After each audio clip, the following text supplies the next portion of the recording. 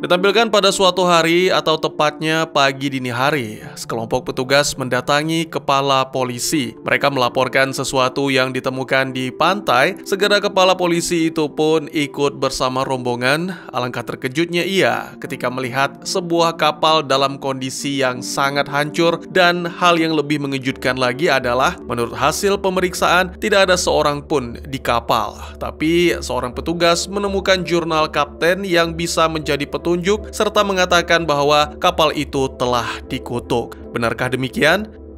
Constable, a boat's blown in with the storm. Come on! To see if anyone was alive. And? It's a record and a warning. We tried to stop him. If we didn't succeed... I can't go back, sir.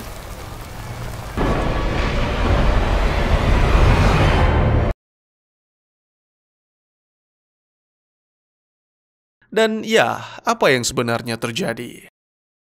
Selamat datang dan selamat berjumpa kembali bersama saya Teguh Gusto. Bagaimanapun kabar dan dimanapun kalian berada, kebenaran tidak membutuhkan pembenaran. Meski ditutupi, ada saatnya akan muncul kembali. Seperti biasa, saya akan bercerita tentu saja tentang sebuah film yang mana kali ini berjudul The Last Voyage of Demeter. Sebuah film yang rilis pada tahun 2023, disutradarai oleh Andre Øvredal, serta dibintangi oleh para aktor yang tentu berpengalaman dalam bidangnya. Oleh karena itu, daripada kelamaan, mari kopi disiapkan dan mari cerita kita lanjutkan.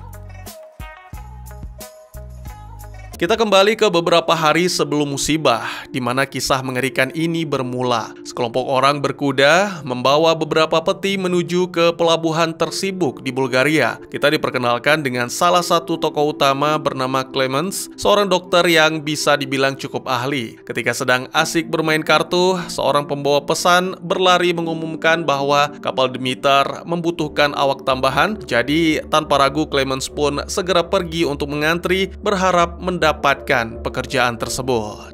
The Demeter's looking for hands. All the way to England.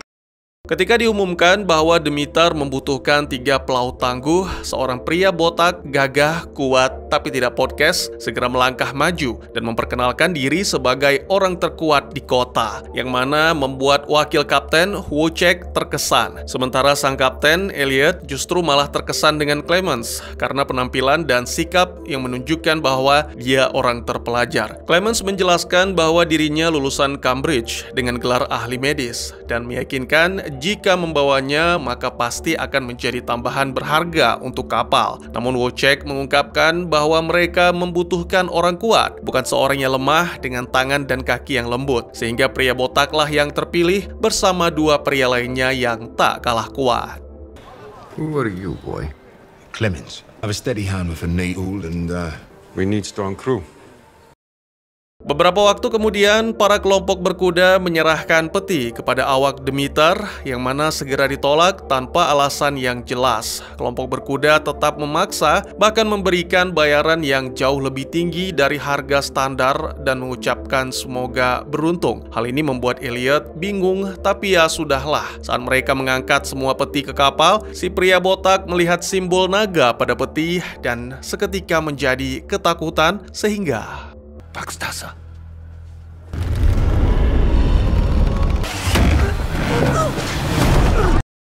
untungnya Clemens berada di dekat bocah dan segera menyelamatkannya. Bocah itu adalah Toby yang merupakan cucu kapten. Jadi sebagai rasa terima kasih karena telah menyelamatkan Toby, Elliot mengizinkan Clemens untuk bergabung dengan para pelaut.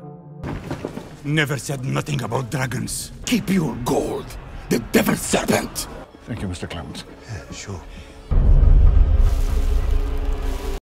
Setelah si pria botak mengundurkan diri karena seluruh persiapan telah selesai, Demeter pun segera berlayar menuju ke ibu kota Inggris, London. Sementara itu, para penunggang kuda hanya menatap dari kejauhan dan berdoa seolah mengetahui sesuatu yang mengerikan menanti.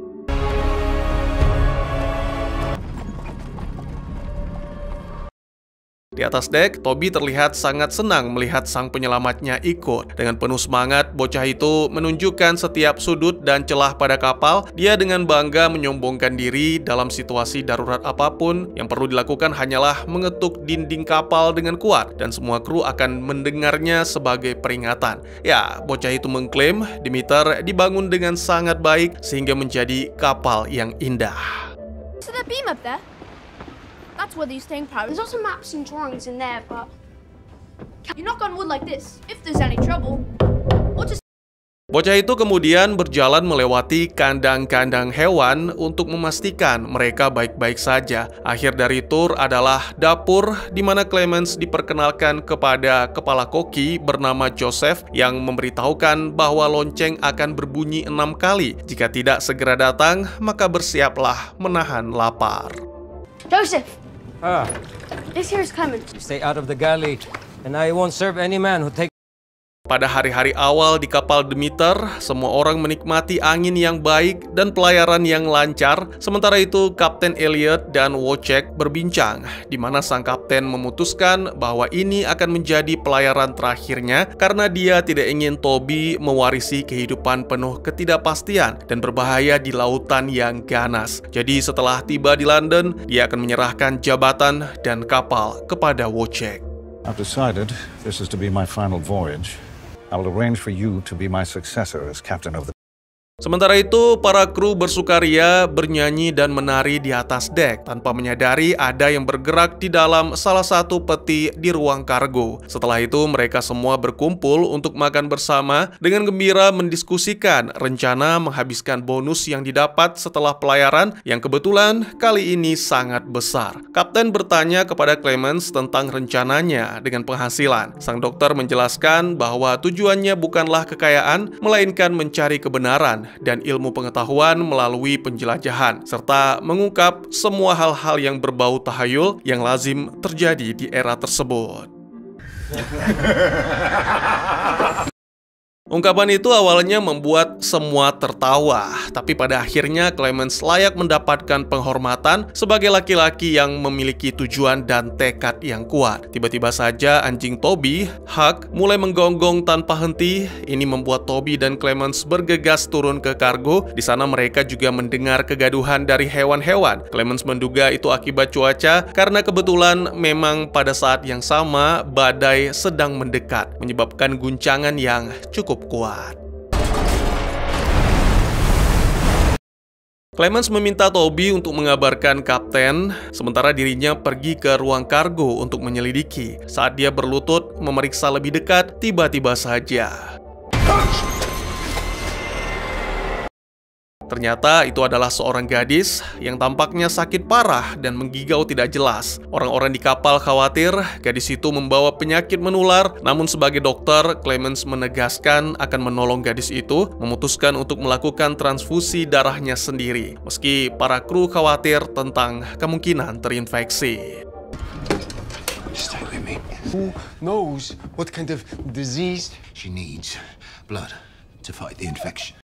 Sementara itu, lagi-lagi di bawah di ruang kargo, tangan dengan kuku-kuku tajam seperti cakar perlahan muncul, menandakan sesuatu yang bangkit.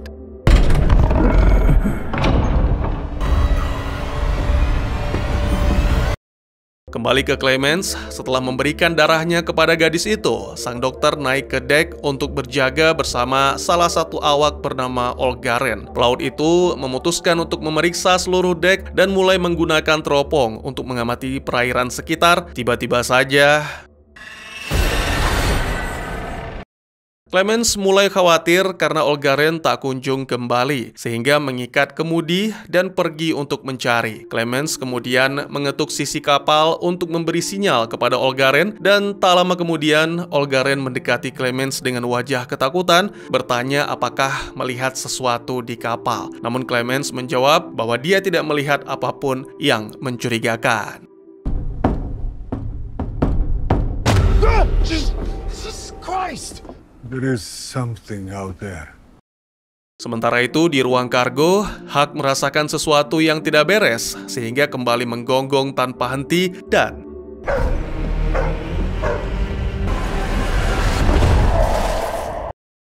Selain itu, ditampilkan juga Joseph yang memeriksa kandang-kandang hewan. Alangkah terkejutnya ia menemukan semua hewan mati dengan luka di bagian leher, dan bahkan Huck juga mengalami nasib yang sama, namun lukanya lebih parah. Para kru berasumsi bahwa anjing itu terkena rabies sehingga menyerang hewan lain sebelum akhirnya mati karena penyakit. Karena takut akan wabah, meskipun menurut Clemens penularan hanya melalui gigitan, tapi seluruh kru sepakat untuk membuang semua bangkai itu ke laut. Keesokan harinya, semua orang bekerja keras menjaga kapal melewati amarah lautan. Ini terjadi pada hari ke-10 perjalanan, sementara Clemens masih terus melakukan transfusi ke si gadis sakit.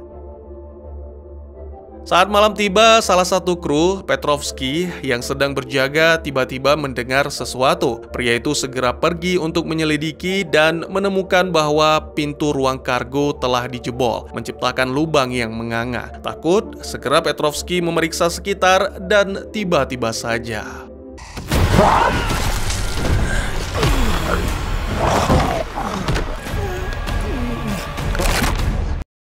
pagi harinya, kepanikan terjadi karena tidak ada yang melihat Petrovsky, hanya jejak darah yang ditemukan di lantai kapal. Di saat yang sama, si gadis sakit akhirnya terbangun, lalu segera menuju ke dek, berteriak, mengatakan kepada semua orang bahwa dia di sini, dia akan menghabisi kita semua. Now, all of us, we have to get off this boat! Pada awalnya kata-kata itu tidak dihiraukan, Clemens hanya bergegas untuk menenangkan dan membawa si gadis kembali ke kabin. Di sana gadis itu mengungkapkan nama, yaitu Anna, seorang penduduk desa tempat peti-peti bersegel naga berasal. Dia menceritakan bahwa seluruh desa hidup dalam ketakutan akan sang iblis yang dikenal sebagai Dracula, yang tinggal di kastil kuno di gunung yang gelap. Iblis ini bersembunyi dengan menyamar sebagai manusia, tetapi malam hari ia akan menghabisi dan meminum darah orang-orang tak berdosa. Demi melindungi desa, para tetua mengorbankan Anna untuk menjadi makanan iblis tersebut. Itulah sebabnya Anna ada di dalam peti bersama iblis di ruang kargo. I can't help you if you don't speak to me. It is spoken in my village. Evil. An evil that appears as a man when they made bargains for the safe. We call him Dracula. And you... He brought me here to feed. He is here, Mr. Clemens. Beberapa hari kemudian, di malam badai, sang iblis muncul kembali untuk berburu. Dua kru, Larsen dan Olgaren, merasakan ada sesuatu yang tidak beres sehingga berpencar untuk menyelidiki. Dan ya, sang iblis pun muncul tiba-tiba, menyerang Larsen dengan brutal, lalu mengejar Olgaren.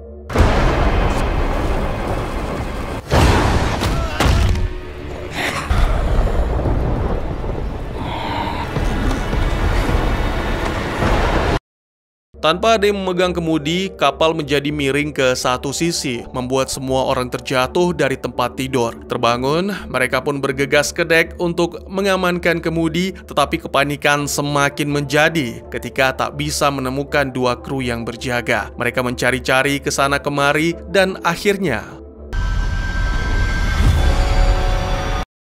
itu adalah Olgaren yang ternyata masih hidup dengan luka di bagian leher, sementara tubuh Larsen tak ditemukan. Kapten menjelaskan bahwa kapal telah mengarungi lautan selama 18 hari dan kini para kru mulai ketakutan mempertimbangkan apa yang sebelumnya dikatakan Anna. Saat terang, sang kapten memerintahkan semua kru untuk mempersenjatai diri dan mencari di setiap sudut kapal untuk memburu sang iblis. Saat matahari terbenam, Olgaren yang tergigit mulai tak terkendali seperti orang kerasukan. Dia bahkan berhasil melepaskan diri dari ikatan yang begitu kuat dan kini mulai memburu Toby yang tidak mendengarkan kata-kata sang kakek karena sebelumnya Elliot meminta bocah itu untuk tetap berada di kabin kapten membersihkan teropong.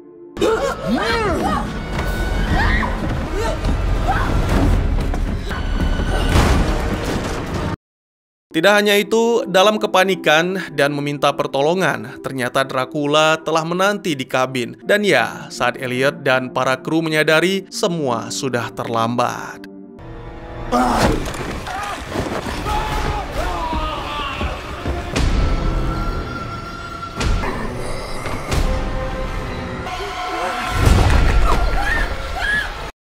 Keesokan paginya, Olgaren diamankan dengan cara diikat pada tiang kapal. Awalnya pria itu mengatakan panas, yang mana dikira oleh Clemens Olgaren kehausan. Namun ketika matahari terbit, Burn!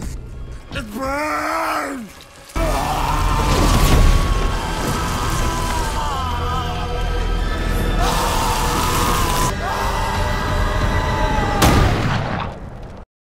malam harinya, ketakutan telah benar-benar menyelimuti seluruh kru. Joseph yang tak mampu menahan, akhirnya menggunakan sekoci dengan maksud dan tujuan untuk melarikan diri. Sayangnya, rencana tersebut hanya berakhir dengan kematian.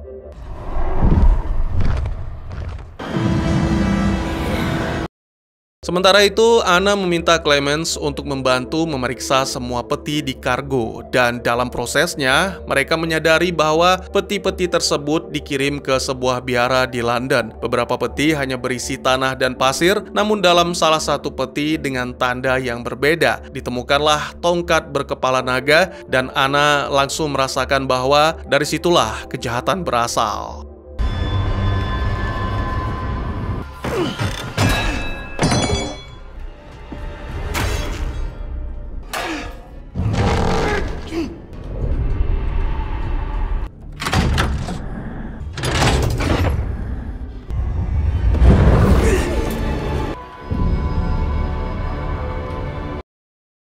Sementara itu, Toby masih dalam kondisi tak sadarkan diri dan terus menerima darah dari sang kakek. Sangat disayangkan, pada akhirnya bocah malang itu tidak selamat karena menurut Clemens, Toby telah kehilangan banyak darah. Toby kemudian dibalut kain putih untuk dilakukan upacara pemakaman di tengah laut. Setelah doa diucapkan oleh Anna, dan saat yang lain tengah bersiap untuk mengirim jasad Toby ke laut, Elliot malah melarang karena yakin cucunya masih hidup. Namun,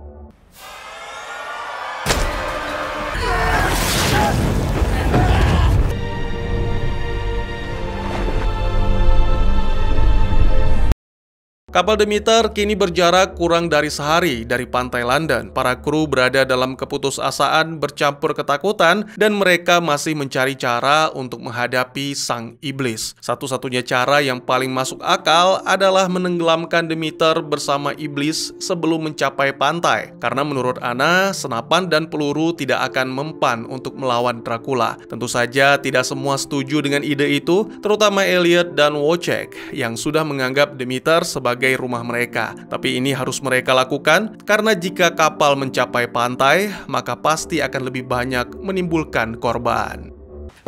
With him on it. We set up an ambush and leave it on the sinking ship. Mereka pun membuat jebakan menutup semua jalur menuju kemudi kapal, kecuali satu jalur yang disisakan untuk Dracula. Anna akan berada di sana sebagai umpan, sementara yang lain akan mengawasi dan menyergap iblis itu, berharap bisa melukainya. Saat malam tiba, sementara para kru telah bersiap di posisi masing-masing, Dracula terbangun dari tidur. Sangat mengejutkan, kali ini dia tidak merangkak atau berjalan, tapi terbang. Dengan kekuatan yang mengerikan, makhluk itu melesat cepat, menghabisi Abrams dan menjatuhkan Wojciech. Dear God, it has wings.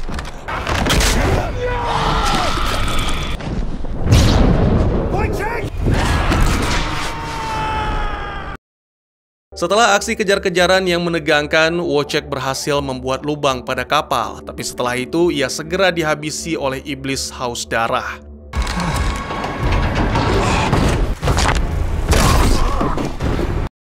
Selanjutnya, Kapten Elliot yang akhirnya meninggalkan kabin hanya untuk dihabisi oleh Dracula.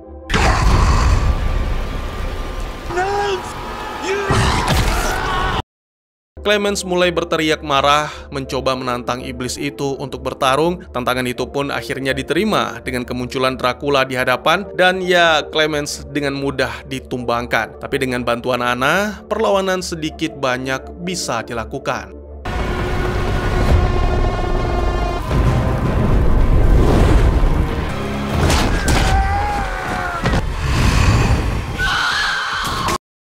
Setelah pertarungan yang pelik, Clemens dan Anna berusaha mencapai sekoci, tapi Dracula segera menghalangi sehingga Anna menyiapkan jebakan yang membuat iblis itu terjepit tiang kapal.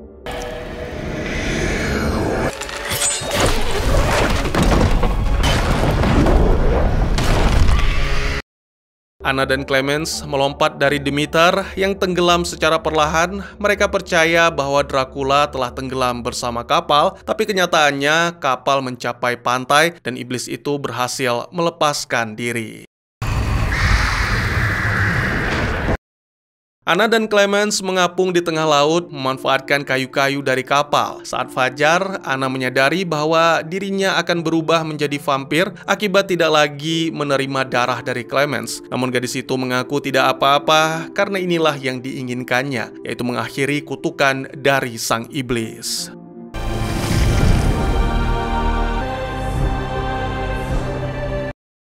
Kisah ini berdasarkan jurnal Kapten Elliot yang dibaca kepala polisi. Film pun ditutup dengan menampilkan Clemens, satu-satunya kru Demeter yang selamat. Dalam waktu yang tidak ditentukan, pria itu terlihat di sebuah kedai minuman di London, mencari informasi tentang area gelap yang kurang terjamah sinar matahari. Tiba-tiba saja dia melihat sosok yang tak asing, bahkan mungkin bisa dibilang kenal. Ya, Dracula. Makhluk itu kini berpenampilan seperti bangsawan, tersenyum mengerikan memperlihatkan gigi tajamnya, lalu menghilang. Clemens pun kini memiliki tujuan baru, bertekad memburu mengembalikan iblis itu ke tempat yang seharusnya, yaitu neraka. Berhasilkah Clemens? Dan tamat.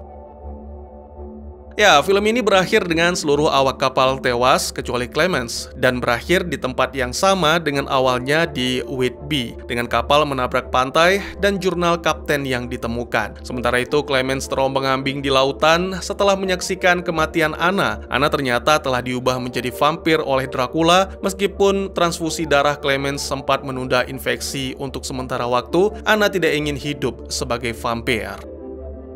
Anna memilih untuk dibakar matahari daripada hidup sebagai mayat. Sebelumnya, ia tidak punya pilihan saat diserahkan kepada Dracula oleh penduduk desa. Setelah kematian Anna, Clemens berhasil mencapai daratan. Alih-alih melanjutkan hidupnya, sang dokter bersumpah untuk memburu Dracula dan menghabisinya atas semua kematian yang telah iblis itu sebabkan. Clemens memulai dengan menyelidiki biara Carfax. Karena tahu Dracula dapat terbakar oleh sinar matahari, Clemens berniat menghabisi saat Dracula beristirahat. Namun Clemens menyadari bahwa luka di lehernya membuat Dracula dapat merasakan keberadaannya, begitu pula sebaliknya. Clemens bisa merasakan keberadaan Dracula.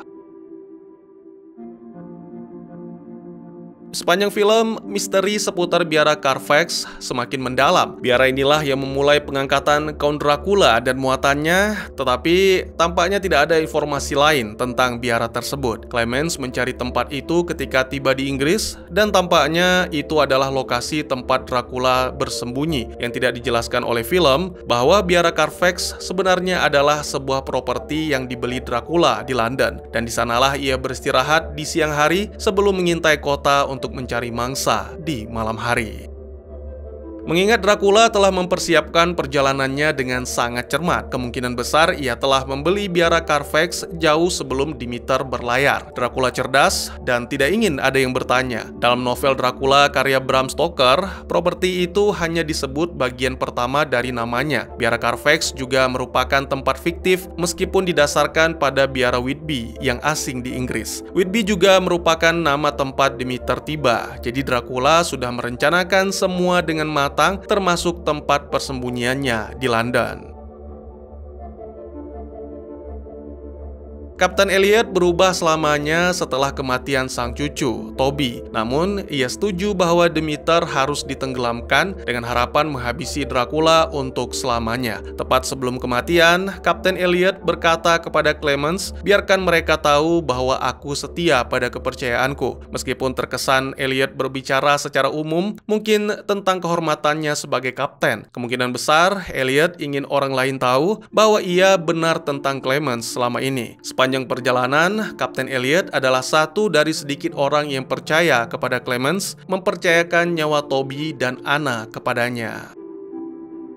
Clemens telah lama diremehkan karena ia seorang pria berkulit hitam. Ia tidak dipercaya dan tidak diberi kesempatan meskipun memiliki kredensial yang baik. Kapten Elliot percaya bahwa Clemens bukan hanya orang baik, tapi juga ahli dalam pekerjaannya. Kata-kata terakhir Elliot menandakan bahwa ia benar mempercayai Clemens. Lebih dari itu, Elliot percaya bahwa Wojciech akan menjadi kapten yang baik, dan fakta bahwa Wojciech setuju untuk ikut tenggelam bersama kapal dan akhirnya mempercayakan rencana kepada Clemens. Meskipun sebelumnya Wojciech bersikap antagonis kepada sang dokter. Ini memperkuat keputusan Kapten Elliot untuk mengandalkan kedua tokoh tersebut. Kata-kata terakhir Elliot sangat berarti bagi Clemens meskipun ia kemudian beralih ke jalan balas dendam. Seluruh muatan Count Dracula ternyata berupa peti-peti berisi tanah. Dracula dan Anna terkubur di dalamnya, begitu dalam sehingga awalnya tidak ada yang menyadari ada orang di dalam peti tersebut. Awalnya tanah tampak seperti pilihan yang aneh. Memang tanah tersebut cukup menyembunyikan Dracula dengan baik, tetapi ia membawanya ke London karena tanah itu sendiri berasal dari Transilvania, tanah kelahiran Dracula. Tanah ini dibutuhkan untuk memulihkan kekuatan Dracula di siang hari saat dia tidur. Hal ini penting mengingat Dracula meninggalkan Transilvania untuk pindah ke London. Tanah dari kampung halamannya itu jadi syarat mutlak agar ia bisa kuat tiba di tempat barunya. Tanpa dikelilingi atau dikubur di dalam tanah Transilvania, Dracula tidak akan sekuat yang ia inginkan. Sayangnya, para awak Demeter tidak tahu hal ini. Mereka hanya berpikir Dracula aneh karena mengubur diri di dalam tanah. Seandainya Anna tahu mengapa Dracula perlu dikubur dalam tanah itu, mungkin mereka bisa menyusun rencana untuk menyingkirkan tanah tersebut dan membuat Dracula kehabisan tenaga. Peti mati Dracula dan peti-peti lain yang menjadi muatan Demeter dihiasi dengan simbol naga. Alasan dibalik simbol ini tidak dijelaskan dalam film, tetapi naga identik dengan Dracula sendiri, sesuai dengan namanya yang berarti putra naga. Bram Stoker, penulis novel Dracula, konon terinspirasi oleh Vlad ketiga Dracul, yang juga dikenal sebagai Vlad the Impaler. Vlad III Dracul adalah seorang pangeran dari Wallachia yang sekarang dikenal dengan Rumania dan terkenal kejam. Vlad III adalah putra Vlad II yang merupakan anggota Ordo Naga sejak tahun 1431. Ordo ini memiliki lambang berupa simbol naga. Dalam bahasa Rumania modern, nama Dracul merujuk pada iblis. Dalam film ini, Anna sering menyebut Dracula sebagai iblis karena tindakannya, pengaruhnya terhadap orang-orang, dan kematian yang dibawanya kemanapun ia pergi. Dengan demikian, Dracula dan iblis menjadi satu dan sama, terlahir di keluarga naga dan berubah seiring waktu menjadi entitas kuno dengan simbol pembawa teror.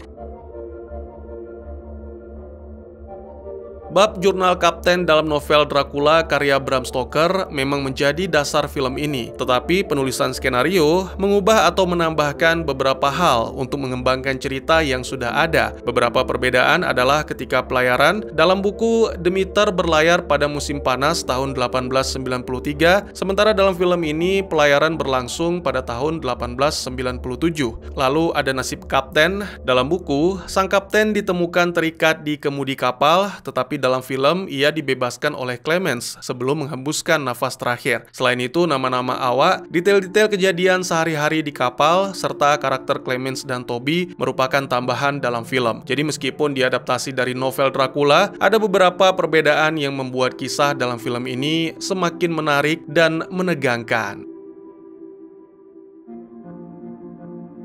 Pertanyaan Sakti Mandraguna terkadang saya jawab, tapi terkadang saya membiarkan teman-teman untuk berpikir sendiri. Meski kisah Demeter telah usai, adegan terakhir tampaknya mengisyaratkan akan ada lebih banyak yang terjadi. Perburuan Clemens terhadap Dracula baru saja dimulai ketika film berakhir, dan sequelnya dapat menceritakan tentang Clemens. Meski demikian, sequel film ini belum dikonfirmasi dan tidak jelas apakah akan ada sequel. Bahkan jika sequelnya tidak pernah dibuat, saya pikir orang-orang dapat membayangkan bahwa Clemens akan berjuang mati-matian dalam menghabisi musuh tangguh seperti Dracula. Tapi bukannya tidak ada harapan ya?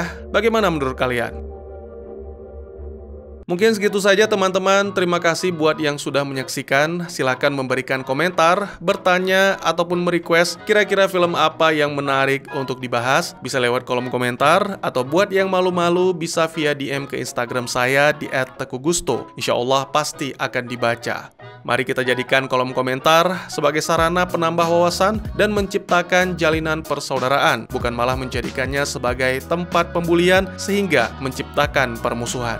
Jangan lupa untuk dukung terus channel ini dengan cara share, like, dan subscribe, karena dukungan dari kalian sangat berharga bagi saya demi perkembangan channel ini. Saya Gusto, sampai jumpa di video selanjutnya. Tetap semangat, tetap bersyukur setiap hari. Dadah!